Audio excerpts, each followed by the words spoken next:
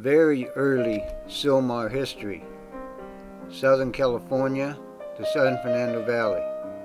The Pleistocene Period by David Smith. Imagine standing at the top of Polk Street and Laurel Canyon Boulevard between 13,000 years to 1.5 million years ago, facing the San Gabriel Mountains towards the northeast corner of the San Fernando Valley, which is now Sylmar. You could have seen a variety of creatures from the Ice Age. At that time, you might have seen a saber-toothed cat stalking or attacking a camel, horse, or a bison. They were some of the inhabitants in those days. A giant mastodon family might be bathing in a marsh or pluvial lake. Vultures and other birds of prey might be eating one of these dead, long-gone animals. They competed against each other, as well as dire wolves and coyotes.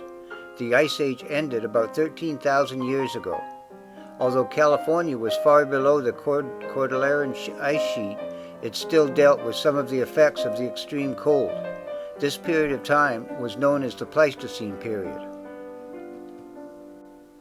The remains of the American mastodon, the saber-toothed cat, yesterday's camel, Harlan's ground sloth, the western horse, the dire wolf, the ancient bison, as well as smaller mammals and other animals have been found at many locations in Southern California. Major discoveries have been found at the La Brea tar pits in Los Angeles. They continue to do archaeological digs and continue to find more bones. While excavating a new subway line to the coast in Los Angeles in 2016, they unearthed the skull of a young Colombian mammoth, a bison, and camel bones, amongst other evidence of these huge creatures being here in Los Angeles County, which the San Fernando Valley and Sylmar are part of. In Riverside County near Hemet, when Diamond Lake was being created, more evidence of these creatures was found. For 7 years, from 1993 to 2000, paleontology teams worked 6 days a week watching heavy equipment move dirt and rock to create the dam and lake. Ancient bones were uncovered, and many of them are currently on display in the Western Science Center near Hemet. The most common belief has always been that humans arrived in North America coming from Asia over the Bering Strait while there was a land bridge approximately 30,000 years ago. This is known as the Beringia theory, Beringia being the name of the land bridge. This has always been accepted as how the human race started to populate North and South America. Beringia was a mass of land over 620 miles wide. It included the current American state of Alaska and the Canadian provinces of British Columbia and the Yukon.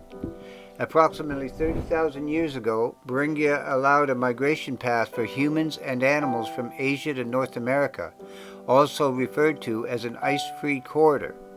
The first humans came into North America 13,000 to 25,000 years ago. They came in various groups, followed in phases over 25,000 years. The people were probably hunting animals for food and simply followed the herds of mammoth, bison, horses, and the other creatures. The arrival of the first humans is still being debated by scientists, but they were probably small groups, first the hunters, then their families. As time passed, more humans migrated, following the other groups as it became known they had been successful. These people are referred to as Paleo-Americans. Paleo is a word coming from the Greek word paleos, which means ancient. The Solutrean theory suggests humans came to North America from Europe, across the North Atlantic Ocean around 19,000 to 26,500 years ago. Solutrean artifacts have been found in southwestern France and in northwestern Spain. This culture began about 25,000 years ago and appears to have lasted until about 13,000 years ago. This theory is based on the strong similarities between the European Solutrean culture and the Clovis culture, the possibility that there was a route and the people's capability to make it. This is very controversial, and many scientists do not consider this theory as fact. Various human remains, weapons, and other evidence dating back 10,000 to 25,000 years ago have been found in various parts of North America, including Clovis, New Mexico, where spearheads have been found giving the name of the Clovis Culture to these people. These spear blades are very unique in design and have been traced to other areas as well. Archaeological sites in North America predate the other cultures as evidence of the habitation of the Solutrean culture before the Clovis culture. A site in the Big Bend area of Florida yielded artifacts dated to approximately 14,500 years ago, indicating human habitation 1,000 to 1,500 years earlier than the Clovis culture. Archaeological sites in southeastern Virginia, known as Cactus Hill, also yielded artifacts supporting the Solutrean theory.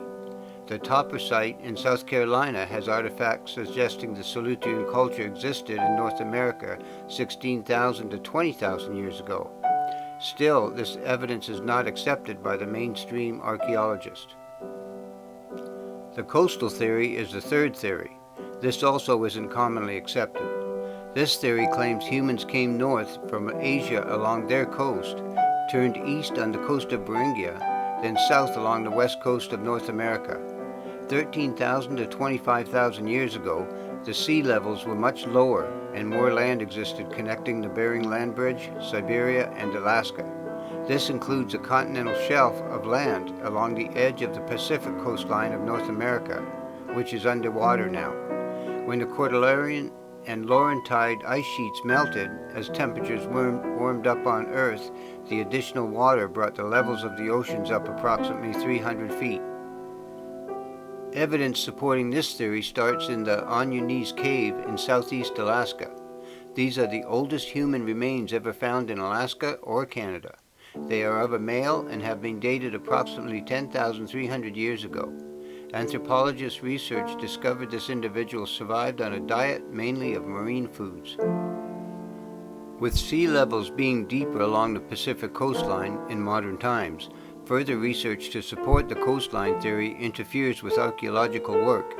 16,000 years ago, the coastlines of Alaska and British Columbia were ice-free, allowing more land along the coastline. This would have provided a more available and acceptable migration path. In Southern California, there have been humans living on Santa Rosa Island, San Miguel, and other Channel Islands for 8,000 to 13,000 years. Dig sites in Southern California on the islands of Santa Rosa and San Miguel provided human remains, which were named Arlington Springs Man and Woman. These were found in 1959. A more recent analysis was done in 1989, and they're thought to be 13,000 years old. This is believed to be evidence of seafaring Paleo-Americans and that they could have used the coastline to migrate from Beringia and Eastern Asian locations. Local archaeological digs closer to Sylmar were also done. The Hanson Dam Horse Park and Recreational Area is the location of the village of the Tujunga Native Americans. An archaeological dig was done here in 1945, but this location turned out to be where the Native Americans held their annual mourning ceremony. The village of Tujunga was 530 feet south of this site. In the 1960s, another dig was done at the village site and many more artifacts were discovered. In 1936, a dig was done at Porter Ranch, 2.5 miles north of the San Fernando Mission, where many artifacts were also recovered. In 1939, a dig was done in Chatsworth, which unearthed many more artifacts. These sites proved humans were living here in Sylmar long before the land belonged to Spain, then Mexico, and now America.